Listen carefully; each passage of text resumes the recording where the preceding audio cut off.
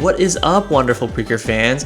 This video will be my thoughts and opinions on the entire series so far. Now, I know what you're thinking, we're already 30 plus episodes in, the season is almost over, but the truth is, I just didn't start watching the season until June, plus I was busy with work and coding projects. So yeah, just gonna give my opinions on each and every episode and the characters. If I talk very briefly about certain episodes, it's only because there's 30 episodes to go over, and so I'll just go over important plot points and things I found funny or cool. So yeah, let's talk about some cute animals.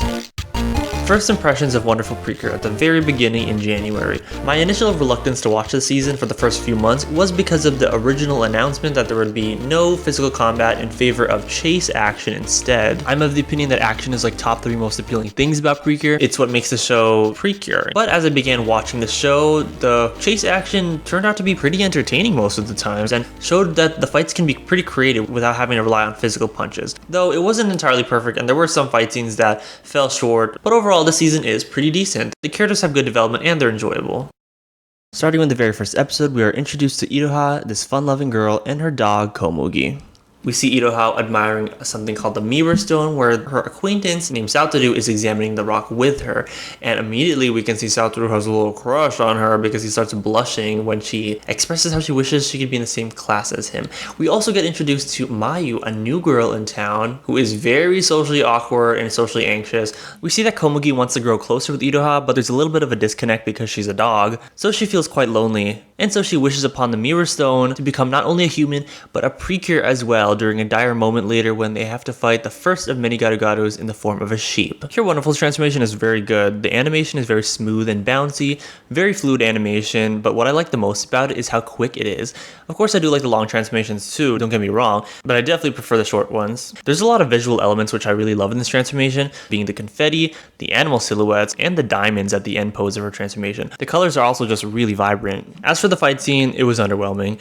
There will definitely be better chase action scenes in future episodes, but for the first 2 episodes, I was underwhelmed. Once the Garu-Garu is purified, it turns into a sheep, who ends up being Mei-Mei, of course.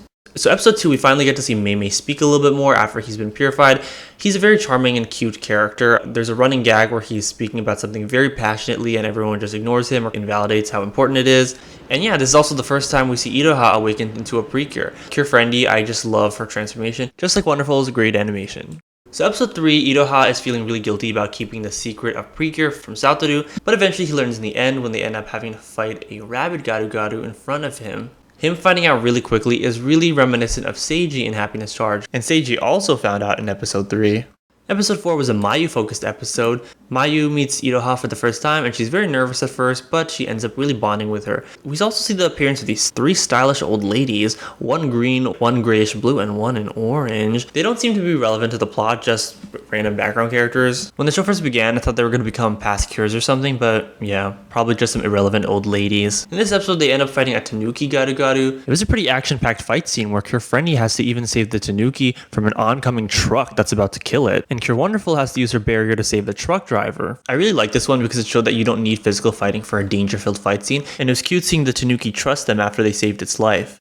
Next is episode 5, which delves into how Komugi and Iroha met. Now this episode was the one that made me like the chase action. Basically the Garu-Garu is a penguin and they end up having to fight it on ice, which is pretty cool because we don't see an ice backdrop really ever in Precure. I mean, maybe for Precure All-Stars DX3. This fight, they were slipping and sliding, the penguin was giving them trouble, the penguin Garu-Garu was creating an ice bridge. Wonderful ends up falling off the bridge, but Friendly's desperation is able to summon a new item, which is the Friendly Tact. Once they get the weapons, Wonderful is unable to use her Friendly Tact, but Friendly is able to, and she does her sequence. These help Kirarin animal sequences, they're pretty lengthy. I feel like it's a lot of animation just to summon one creature, but they are very pretty. Friendly is able to summon the Kirarin rabbit, and using its powers, she is able to jump onto the Garu-Garu with Wonderful, and they're able to hug it and purify it, summoning the Kirarin penguin with this beautiful, beautiful green color, and we all know this is the color that Lillian should have been.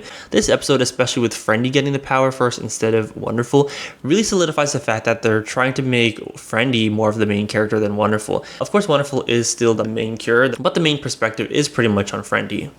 So in episode 6, Iroha and Komugi have a fight because Komugi's favorite leash had magically turned into the friendly tack, so she can no longer use it. The girls end up fighting a lion Garu and Komugi is so scared. Apparently the lion is called the king of the beasts. Pure Wonderful tries to help Friendly, but her fear of the lion makes her wand disappear, causing both of them to get hit. They argue again. Komugi is sad, so she leaves. This plotline of Komugi being unable to summon the weapon is pretty cool because normally it's a side cure who's able to do it, like when Cure Berry took a long time learning Espoir Shower Fresh.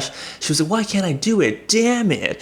So here we actually have a pink cure being unable to have her power, whereas the purple cure, she got it, she's done it already. So I like that the main cure was unable to do it this time. In episode 7, we see Iroha and Komugi finally and slowly make up. This fight scene was epic. The lion Garu was super aggressive, slamming Friendly into a rock. Even Wonderful had to bring out the physical combat and tackle the Garu. Wonderful even falls off a cliff after being hit by the lion. The Cures were so beat up during this fight, but they managed to pick themselves up after making up. This is also the first time they used their first group attack, Friend Liberal. It's not one of my favorite attacks, but it is pretty fun. The Cures putting ears and tails on themselves is a fun way to show that they're charging up their power, but also something for the kid audience to reenact at home. So in episode 8, Mayu is finally going to school. I really like Mayu's characterization because we've had shy cures in the past. Mayu is another shy cure, but they really hone in on the social anxiety aspect. She is very awkward. She is overthinking a lot. With Hime, they have shown her overthinking, especially when she first met Megumi. Mayu, they just amp it up way more and really make that a core part of her personality where she's not just shy in one episode and confident in the next. Though I found it surprising that no one laughed at her, even just a friendly chuckle. And then I guess they're all just little angels in that classroom. This episode is also the first time we finally see the group transformation for Cure Wonderful and Cure Friendly. It's pretty cool to see Mayu's development and how by the end of the episode she was like, you know, that wasn't that bad, and she actually had a really great day. She's really feeling comfortable around Iroha and making friends. There's something interesting about Mayu's screen time in this season in that they dwindle on her screen time a little bit longer than with past side cures to really make her feel like a main protagonist on her own, and I really wish they did that more with other side cures in other seasons. Take a season like Smile Precure for instance. Of course each girl does get screen time of her own, but it feels like the main perspective is mostly on the group as a whole and them trying to recruit cures to be part of Smile Precure. But in Mayu's case, and even Yuki later on, it really feels like this individual storyline and how she finds her way eventually into the Precure group instead of the main group just trying to recruit her, you know? This should just be the standard for side cures. So episode 9, Komugi finally attends school. Mei uses the powers of the Nico Garden to retcon the universe and allow her to go to school. So episode 10 gives us the backstory on how Mayu met Yuki. We also see Mayu design a compact for Pretty Holic, and that compact is manufactured in less than a week, and they just go right to it, I guess. Episode 11 was a pretty fun episode. Basically, a rumor has it there is a monster up in the mountains, which of course is just a Garu, and then the girls as well as Satoru go to investigate it.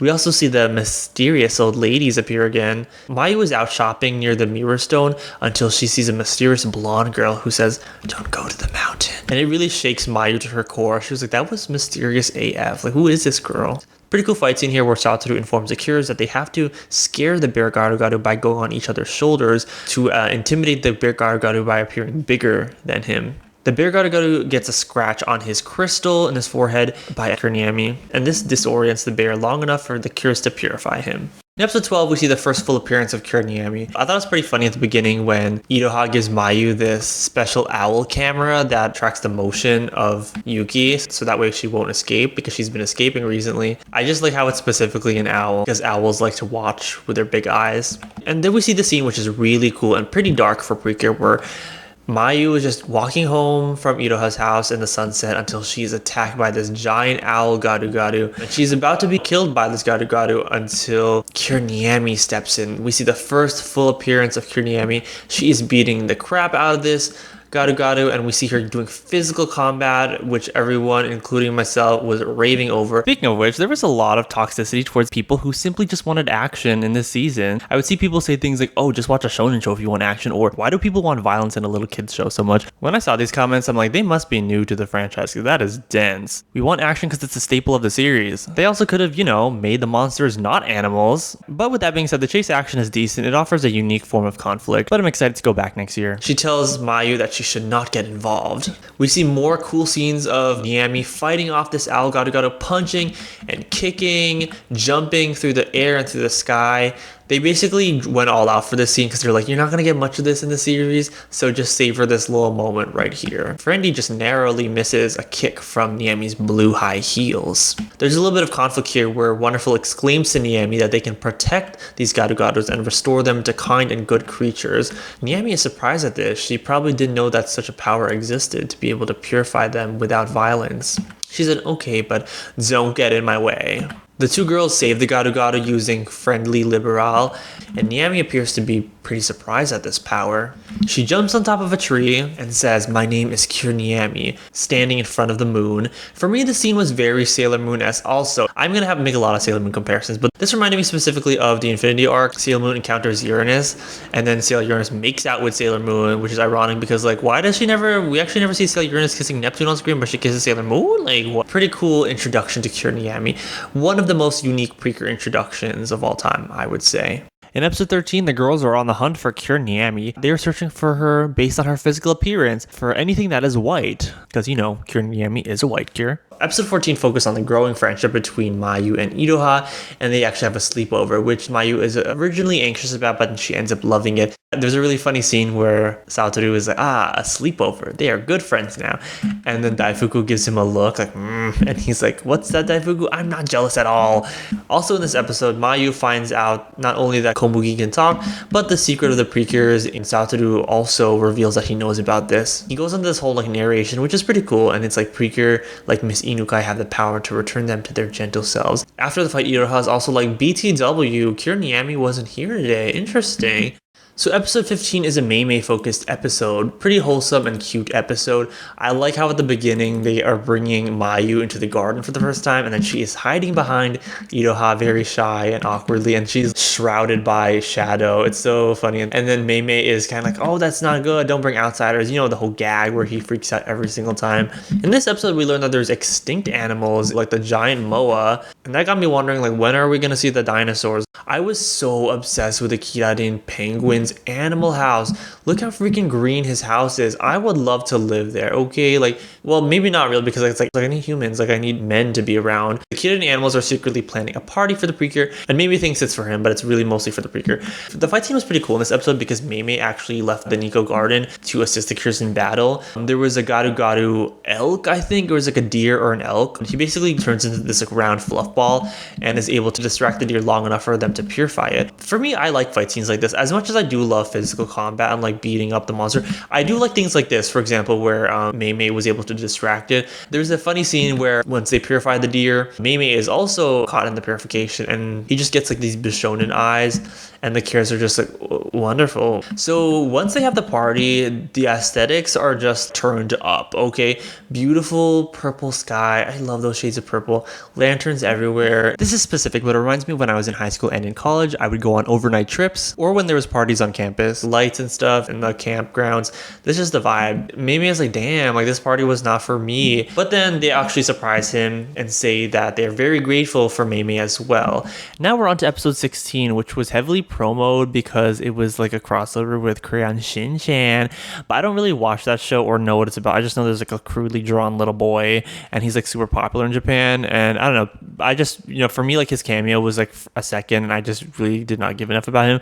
But this episode was pretty cool. We learned the backstory of Animal Town and also Nico Garden. The plot of this episode is basically where Iroha is feeling guilty about keeping the secret from her mother. There was a really funny scene when they're at the school, and then this girl with red hair, I don't even remember her name, she's talking about how she saw the mirror stone glowing, and this boy with glasses talking about, oh, it must have been a trick of the light, you're lying, and the girl's like, stop being a hater, and he is just trying to troll her, and like he's such a little bitch, but it was so funny. So Mei tells the girls to never tell the secret of the Precure and of Komugi being a human. He ends up talking in front of the parents because Komugi says something to him, and he's like, I am a sheep, I'm a butler sheep, and they're just kind of like, oh, they take it surprisingly well, and there's a reason for this, because there's actually an ancient story about Animal Town in which the people long ago used to live in peace, and one day the animals asked God to help them get closer with humans, and then the God gave them a mysterious stone with sparkling power, and they wished upon the stone and animals learned to talk. First of all, I just love the color choice used in these pictures, like all rainbowy and silhouette. Basically, a lot of animals heard about the stone and they came to see it and bond over it. And this is how Animal Town was created.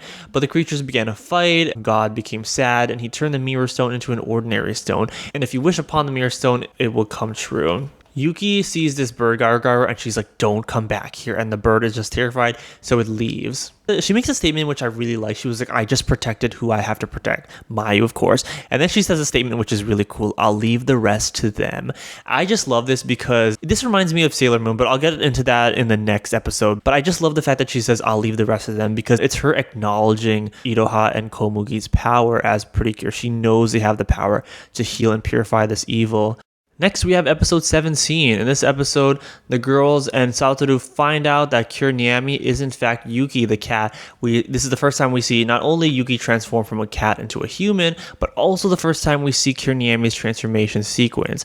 Cure Niami has a really, really beautiful transformation. The animation is super smooth, really dynamic, and really fast-paced, from the scenes of her jumping onto the ribbons, how her outfit comes on. There's also a lot of snowflake imagery, which is because her name is Yuki, which means snow. And yeah, it's a very beautiful and smoothly animated transformation. It's pretty interesting when they do that, when they include a motif or element in the Cure's transformation that isn't related to the Cure's powers. They've also done this with Cure Milky, with her surfing in the water despite her having thunder powers, and apparently that's because like the transformations are supposed to represent like the seasons or something. Cure Star is spring, and then Milky is summer, Soleil is fall, Selene is winter, and we see more physical combat scenes of Niami fighting. I love when we see her kick and we see the contrast of her heel with the giant limb of the monster or the Garu, just to show how powerful this girl in a dress is. I just love that magical girl aspect where their power is displayed. We also see Niami use her Niami shield again to blast the tiger Garu, and he goes, ah, and he like starts going through the bamboo. I absolutely love the scene when Niami, after attacking and beating up the Garu, picks up Mayu and says, I'll leave the rest to you two, before leaving. I touched upon this briefly in the previous episode, but this really reminds me of Sailor Stars, the 5th season of Sailor Moon, where the Sailor Starlights, or whichever senshi, had to attack the phage before Sailor Moon heals them. I forgot they also did this in season 1 against specific Yoma. Now, I just love this magical girl trope because it displays two kinds of magical girls as strong in their own ways, attackers and healers. But it's not entirely similar because, as we know, Niami becomes a purifier like the rest of the Precure. The tiger, once purified, is super cute and adorable. It has regular features instead of obnoxious kawaii features. And of course, at the end, Komugi wants to be friends, but Yuki is like, no, like, just stop. Like, I don't want to be friends with you. In episode 18, we have a funny introduction where Mayu is speaking to Yuki in human form for the first time, and she realizes that this human girl who's standing in front of her was the same animal that she was cuddling and putting her face in her belly, and then she runs off in embarrassment. It's so funny. And she's like, ah! And then Yuki's like, Mayu, what's wrong? It was so funny. The gang is discussing Cure Niami, and then the penguin is like, but not just anyone can be a Precure, right? I'm like, well, if they have a color like you, then they certainly can be a Precure. They're just discussing Cure Niami, what's the tea on Cure Niami. In this episode, we see the backstory on how Yuki awakened into Cure Niami for the first time, which is pretty cool because we don't often see Cure's awakening in separate events from the main story very often. Usually a Cure awakens in the episode she first transforms. But we have seen this with Cure Moonlight, Cure Muse, Cure Sword, Cure Honey, and Cure Fortune, and maybe a few others who I'm forgetting. The entire episode features the 3 Cures trying to chase around this Garu until it ends up escaping, and then Niami is feeling really pissed off, and so she goes to tell Mayu to never hang out with them and that they're a problem, don't associate with them. But then Mayu gets really upset at this, which honestly has Yuki speechless. Yuki's like, oh, because she's never seen that side of Mayu where Mayu gets angry at Yuki. So episode 19 is when Cure Lillian awakens. During the battle, the Cures end up turning tiny, and Mayu picks up the tiny Cure Niami. She's like, oh my gosh, I have my own mini Lalaloopsy. I really like the scene of Mayu about to reach out to her new item, Niami in the background, reaching out to her as if to say, no, don't do it, I want you to be safe. This was giving me very much Sailor Uranus and Neptune episode in Sailor Moon S, where Haruka is attacked by a diamond that actually resembles the monsters from the manga instead of a half-naked lady. And then Sailor Neptune's like, if you reach that, your destiny will change forever. Don't touch that stick. So that was the vibe that it was giving me. And now we finally see Cure Lillian's transformation. Not gonna lie, when this transformation happened, it was so hype. Like, I just thought it was like so cool. I really like how to begin the transformation, we see stage curtains because, you know, it's obviously the whole idea of facing her fears. I'm going onto the stage. Her transformation is pretty dynamic. We see a silhouette of Yuki kind of jumping around into the compact and out of the compact. This is a scene that I had to make a meme of. I saw a lot of people talking about this particular screenshot of Lillian and how she resembles Kira Marine, probably because they both have long blue hair. When she assumes her finishing pose, there's a white background, like super bright light, to really emphasize that she's in the spotlight. Now, I'm not gonna lie, I don't know if it was just like the shock value of finally seeing her on screen, but when I first saw this episode for the first time, I was like, wow, she actually looks kind of green, like in the episode during her fight. But now that I look at it, like I just don't see the green at all. And yeah, I don't really think this is a green Cure in my opinion. It's really just up to interpretation, to be honest, and I just view Cures based on how they look. I've also asked so many people who aren't into Precure what color is this, and they always choose blue, so yeah. But it was pretty cool to see her like finally in action. We see a really beautiful scene of Niemi de-transforming back into Yuki by the flow of the leaves in the wind. It's really beautiful, and it reminds me of another Sailor Moon S reference. Sailor Uranus is de-transforming and appearing butt naked for a second or two. So episode 20 is the first time that Mayu is taken to Nico Garden after having awakened, and it's also the first time Yuki goes. And when she goes there, she's like, F this, and she trails off, and they're like, Yuki, where are you? She is looking at all the animals having fun, and the joy and the happiness of the other animals makes her uncomfortable, and she's like, oh shit, I shouldn't have come here. But then she notices that this deer Kirari animal is alone. She thought he was lonely. She was, oh, he's just like me. It turns out that he was just playing hide and seek, and he just scares the crap out of her. He talks about how lonely he was as Garu Garu and how the Precure saved him. She's glad to hear this, but also uncomfortable because it's too sweet for her. So this fight scene is quite brief, but it is pretty cool. The Fox Garu Garu shoots a large purple energy blast, and then Lillian rushes in and uses Lillian Net to guard Niemi with all her might. She's like, ha, the typical Precure energy blast. They're able to create a new weapon, which is the Amity Ribbon Tambourine. Then they do the new purification attack, Amity Lumiere. This attack had pretty slow animation. I didn't really mind too much. Episode 21 was an amazing episode. Basically, this is the first time that Yuki goes to school, and for whatever reason, she's just perfect at everything she does, like drawing pictures, performing athletically, and Komugi is being super nice and friendly to Yuki and trying to talk to her, and Yuki still finds her annoying. And I just thought it was funny when Yuki was like, I don't get what you mean by wonderful. Just the sound effects add to the humor of this scene. This is like the pinnacle of the episode. As Mayu is working on the embroidery, they're kind of like, hey, hello. And then she's like not paying attention. And then Iroha makes a comment of, wow, she's so dedicated. That's so cool. She can't even hear us. This really takes Yuki's interest. And she's like, you, come with me. She refers to Iroha, and then Komugi comes along anyways. We see a pretty scene of Yuki standing in front of the stained glass window of the school. And Yuki basically gives them the backstory of how Mayu lost a friend because she was supposed to do an embroidery of her friend's pet chinchilla. But basically Mayu couldn't hear her when she was doing her needle and thread, so the friend was like, you know what, screw you, and she ended up leaving. And then Mayu was like, no, like I lost my friend, I just couldn't pay attention. It was just such an interesting character quirk that Mayu had, where she just can't pay attention when she's focused on something. There's another really cool scene after this. We go back to Mayu, and she's doing her embroidery while Sawatoru is doing his, and they're in the classroom. Very dark lighting, the clouds are overhead, super dark. Mayu unlocks from her embroidery session, and she's like, oh my gosh, everyone left.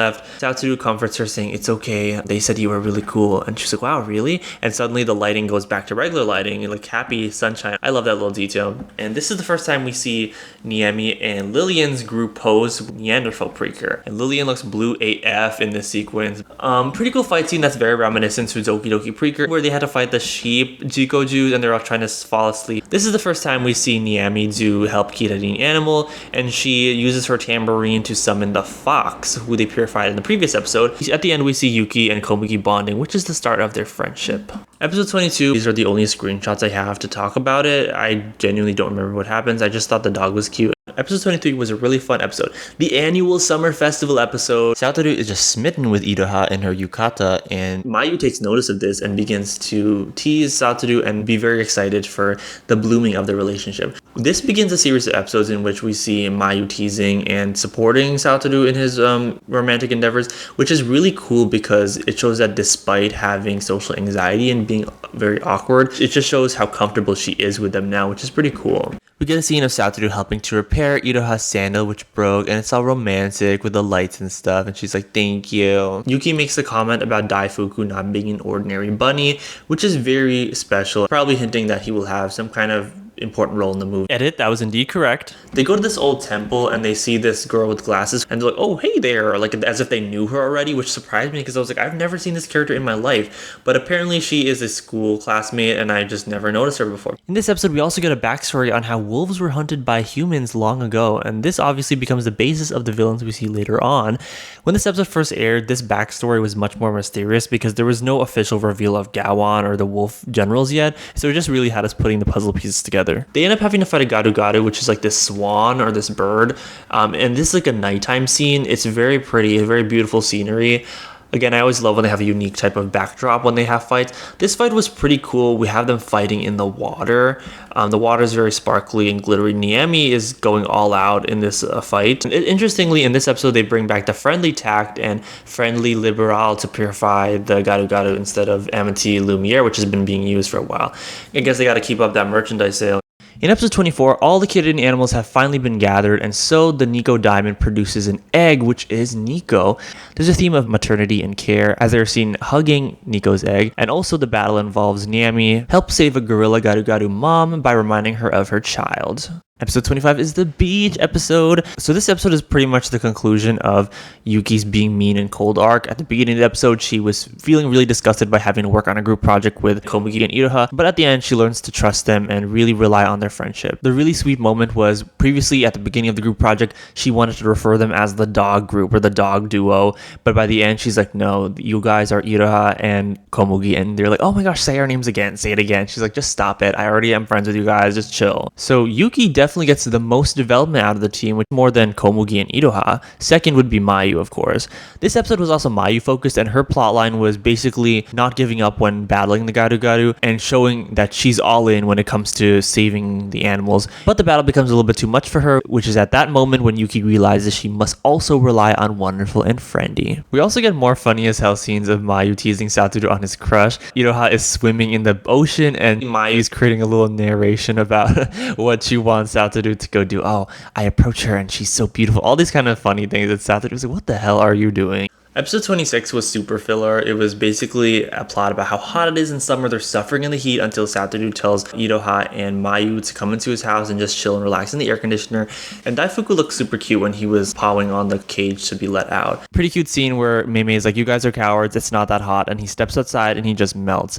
They end up having to fight a camel gadu-gadu in the hot heat. And it was kind of annoying because since they're Precure, they would be able to withstand the heat of the earth. I would understand if it was like the camel creating the heat because it's a supernatural being just like them, but it was the weather outside. Anyways, I just found that silly. The camel was out there spitting sharp metal at them. I was like, dang, okay, it would be kind of badass if there was like a moment where one of the cures got scratched and there was like blood, but this isn't the Doki Doki Precure movie, so I guess we won't be seeing that anytime soon. This is the first time we see Cure Lillian's help Kiriden animal sequence, and it was pretty cool because she was able to use the Kiriden penguin to alleviate the heat from the battlefield by creating ice and ice skating. The ice and heat caused the humidity, which disoriented the camel long enough for them to purify it. Episode 27 is the Great Tsuchinoko Hunt. There's a mythical Japanese creature that they're trying to find. It resembles a short, chubby snake. This episode is very Yuki focused. I like the scene when Nico's egg is bouncing around and she ends up smacking the egg because of her cat instincts, which is really funny to see and very unlike her calm, poised self. And the fight features a very fearful side to Yuki, who can't stand being around snakes. Eventually, she's able to pull through in the fight by closing her eyes, and they're all saved by Satoru, who digs a hole in the ground and exposes the Tsuchinoko to sunlight. Okay, here's Satoru getting his first battle in. Episode 28 is super filler, but it's so cute seeing Meimei interact with the sheep. There's a funny scene where Meimei's running with the sheep and they're all cheering him on, like, go Meimei! And even Mayu cheers for Meimei, and Yuki cringes so bad at that, and eventually she's like, go Meimei. Also, their classmate, whose name I forgot, works at the farm, and she is so giving Farmer Daisy from Mario Kart Tour. Oh, yeah! In episode 29, Nico finally hatches, and she tells the further backstory of her versus the evil that threatened Nico Garden. And in this episode, we find out that evil, and its name is Gao. He's this wolf guy, and his two wolf minions who can take on human form. They are Torame, who is this little boy, and Zakuro, who at first I thought was a teenager, the same age as the Cures, but she's actually an adult. I find Nico annoying. I mean, I'm sure you already know, I'm not a fan of like overly kawaii, cutesy designs, and her whole thing where she has fire in her eyes and she's about to like threaten to attack Mimi. I'm like, don't do Mimi dirty like that. Mimi can beat your ass. Yeah, but she turns out to be a really sweet character. It's just a running gag. The Precure end up having to fight the two Wolf General's minions, which are not Garu this time. They're Gao Gaon, which are more powered up versions, and this time they are 4 orangutans or 4 monkeys or something, but they're super freaking powerful. The Precure get their asses beaten. I was expecting a little bit more physical combat against the generals, but who am I kidding? Of course there wouldn't be. But it was pretty cool though. Like the vibes were just so different. Like seeing these particular Precure who have been saving animals from a mysterious evil without a face finally speaking to it face to face, there was just something so cool about it. But unfortunately the battle scene was alright. I do think because Sakura and Torame have human forms, the Precure should be able to punch and kick them in human form, but that's just not the direction the show is going. Unfortunately, it's super disappointing. Though I did not think that this episode was doing anything to suggest that there would be physical combat anyway, because I did see some people on Twitter raving about, oh, this is the beginning of physical combat because, you know, they have human forms. I did not think that was going to happen. This episode did nothing to suggest that. I'm just simply saying I wish it had happened. In episode 30, the Kurs are feeling down in the dumps because the new Gao Gaon are like wrecking the city. I wonder if people actually died from that. Like, I'm actually wondering. Nico tells Mimi that if the Precure aren't able to defeat this new evil, then she will have to revoke their powers because she needs to be able to defeat the evil herself. But then they all eventually perk up and they're able to charge into battle, especially Yugi, who has way overcome her cold attitude and is willing to finally accept the friendship she has with Wonderful and Friendly. This is the first time they do the group pose. Wonderful Precure. It's very pretty. I love the end pose with all the ribbons and glitter. And they have this battle scene at a shopping mall, which really reminds me of the shopping mall of Cure Sparkle's Awakening episode from Healing Good Precure. Pretty cool animation when they're dodging the monkeys' attacks. I'd have to say this is one of the only battle scenes that is actually brought down by the lack of physical combat in this season. With every other chase action fight, there was a creative way in which they would subdue the animal, but this one, it was almost like they were fighting for survival, and this could have been an excuse for them to, you know, like beat the monkeys up a little bit, or at least use the Kyoto animals to, you know, like the penguin feet to make the monkeys slip on ice, or the bear paws to just punch them. Kind of like how in the fight with the lion in episode 7, Wonderful had to bring out the physical combat and tackle the lion, where it was a situation where they had to survive. So yeah, it was pretty underwhelming. And then they finally used the group attack, which is Eternal Kizuna Shower.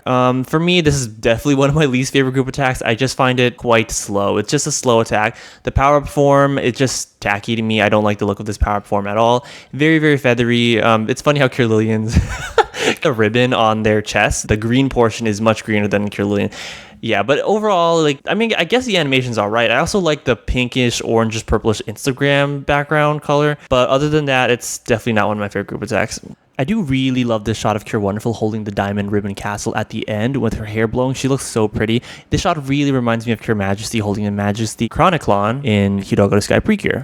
In episode 31, Mayu makes up with Miss Chinchilla. I love the scene when Zakuro jumps on top of Chinchilla Girl and her mother's car in wolf form and then walks to the back seat and grabs her out and steals her chinchilla. It was so badass. And in this scene, Zakuro totally reminded me of, and yes, another Sailor Moon reference, Udiel from Sailor Moon S. The red hair, the red lipstick, and if you watch Sailor Moon in the 90s, Udiel used to drive around in a car. And this just gave that Udiel looking for a victim vibe. I also thought Cure Lillian looked really cool in these shots during the battle. In this particular screenshot, she looks so on model.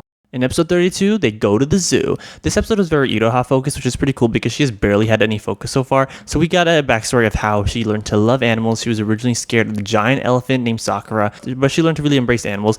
And we see a scene of her talking to this elephant named Sakura and this dimension where it seems as if Sakura is speaking to her. But yeah, it's probably just a symbolic thing. In this episode, we also get cameos of very special guests, the Hirogaru Sky Cures, Mahou Sky Precure Cures, and also the villains of Hirogaru Sky Precure. I really love how Tsubasa was the first one to speak, dropping that animal knowledge on everyone. And they even made a comparison where Satoru is like, that boy is very knowledgeable, and Iroha is like, yeah, just like you, Satoru. I just love the parallel between the two orange boys. It was so wholesome and cute. We see more scenes of the Hirogaru Sky Cures, and there's a part where they see an animal called the quokka, and Sora's like, it has a smile just like you, Mashiro. And Mashiro's like, stop flirting with me, like, I get you have a crush on me, just like relax. And then Sora's like, what are you talking about, like we're already dating? And she's like, oh yeah, you're right. We see Elle in her teenage form when they reappear for the second time, and she has this pretty pink dress. I don't think we've seen her wearing it in the series. The villains from Hirogaru that we see are Kabaton, Minaton, the Undergu Empress, and Batamanda, who is in his civilian form Manda. Even a Skeerhead cameo, which I didn't even realize was him. He was with a snake, just like in the final battle where he became a snake. We see the Mahou Sky Girls enjoying their favorite dessert, the frozen oranges and ice, and of course the strawberry melon pan.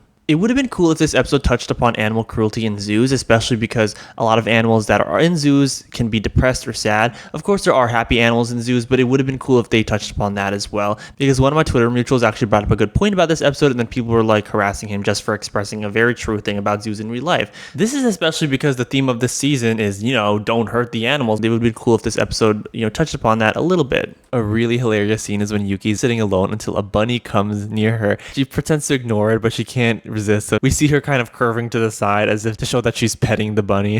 It was so funny. There are two suspicious Nico scenes. The first is one where she has a staring contest with Bambi, almost as if the deer senses something off about her. In my mind, the deer is probably like, I have way cuter features than you and your exaggerated kawaii features, but I get that you sell better with the kids, so whatever. The second really suspicious Nico scene is when Nico and Yuki are chilling in the shade on a bench, and Yuki asks her, so why did you come to this world?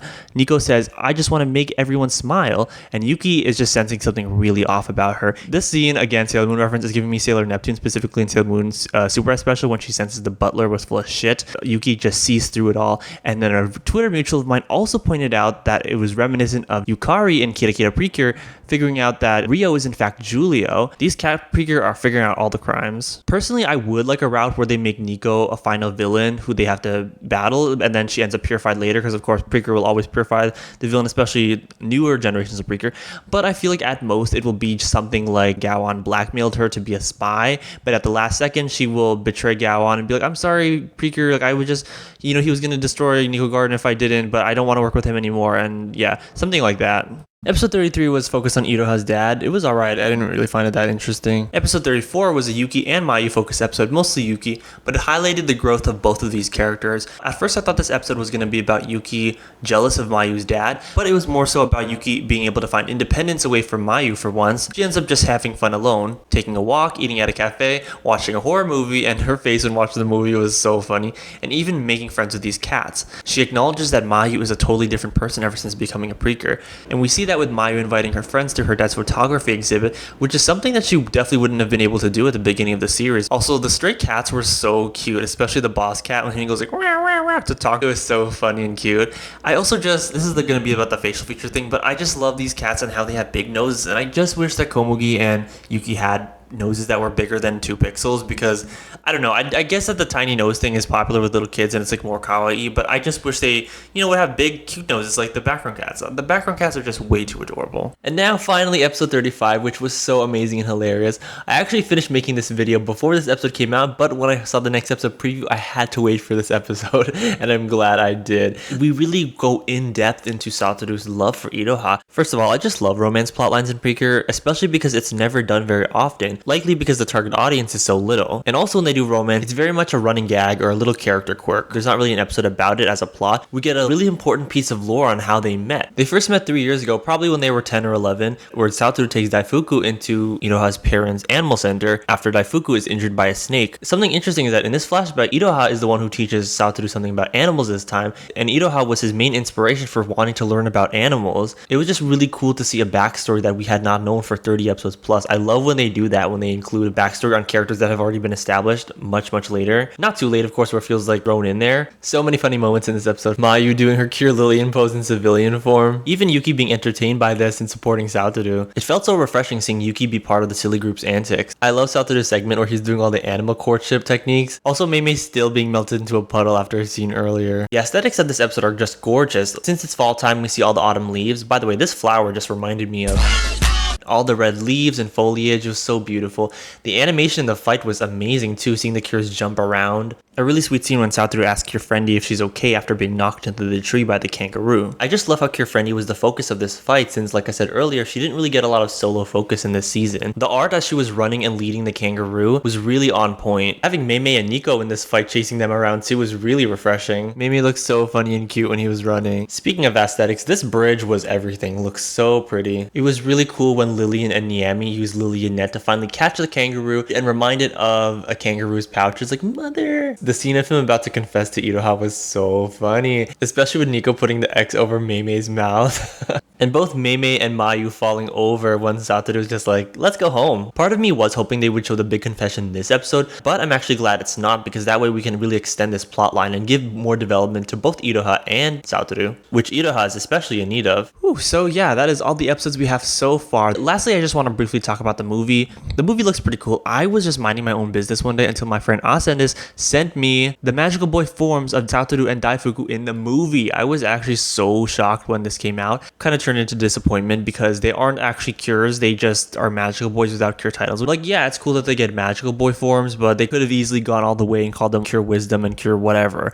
It was that easy. But it is pretty cool that Daifuku is finally able to talk. The way that they kind of built it up with him not speaking the entire series and having him talk the later final episodes presumably is just so cool, and it really adds some interesting things to his character. The magical boy designs for Satoru and Daifuku are not my favorite. I've definitely seen much more creative fan cure designs on Twitter for them both, and these are just, they're alright. I think the sailor collars are a little uninspired, especially seeing that Cure Wing, an orange boy cure, also has a sailor collar. There's so many different things they could have done with his design, and even just calling him a cure, but oh well. So yeah, that has been wonderful Precure so far. Honestly, it's a decent season. The character development is excellent, but Yuki, she has really amazing development, probably the best out of a lot of Precure characters in past seasons. Just seeing her growth from a cold character to one who embraces change and friendship. She's just a very well-developed character with a lot of screen time, and I wish this was the standard for other side cures like Cure Coral, Cure Chocolat, and so on. Mayu has really great development as well. We really see her confidence grow from a shy and awkward character to one who's confident and is able to just hang out as part of a group. Whenever there's side cures in past seasons, they're always such an afterthought, like it's one episode for them, and then the next episode is focused on the main group, or it's focused on the pink cure. Cure Wonderful and Cure Friendly have pretty good development as well. It's not as good as Niami and Lillian, but we really see their close bond, especially in episodes 5 and 7. The decision to make Cure Friendly, the purple cure, the main protagonist of the season instead of Cure Wonderful was also a really unique idea, especially because they could have easily gone the route of having the main pink cure be the human who has the house and the family, and the dog be the purple one, but instead the main cure is a dog, which was definitely a decision. Also, this specific case in which Yuki and Mayu get more screen time than Iroha and Komugi is a great idea actually, because Wonderful and Friendly, they're gonna sell a lot anyways just because they're pink and purple. Little girls love those colors, and so by having the side cures have a lot of screen time and development, it really gives them an edge and allows the audience to appreciate their character more and hopefully boost their sales. In terms of animation, all the episodes seem to have decent animation. Nothing stood out to me as bad. The transformations are great. The attacks are definitely not my favorite this season. Definitely prefer the other season's attacks. Amity Lumiere is especially lacking frames, Cure Prism transformation vibes, but I really love the Kirin animal summoning sequences. They are glittery as hell and very aesthetically pleasing. And to quickly go over my main negatives of the season, Satoru and Daifuku not actually getting cure titles, the chase action in ways, yes, there are nuances to it. While it was very creative and entertaining and provided a unique form of conflict, I think there should be at least some physical combat during the dire situations, especially when they fight Zakuro and Terame. And yes, I'm still petty, Cure Lillian not actually being green, especially seeing that she's a very story-focused character, and my complaints about full green cures was that they don't have much screen time, so when you finally give one a lot of screen time and story, she just so happens to be blue instead. Lastly, I forgot to add that I just love the way the animal theme was incorporated in this season. It was amazing, and I just love the way that the audience, including myself, was learning new animal facts every episode. But yeah guys, that has been my super long review video on Wonderful Precure. It was so much fun making this. Goodbye my Meimei fans.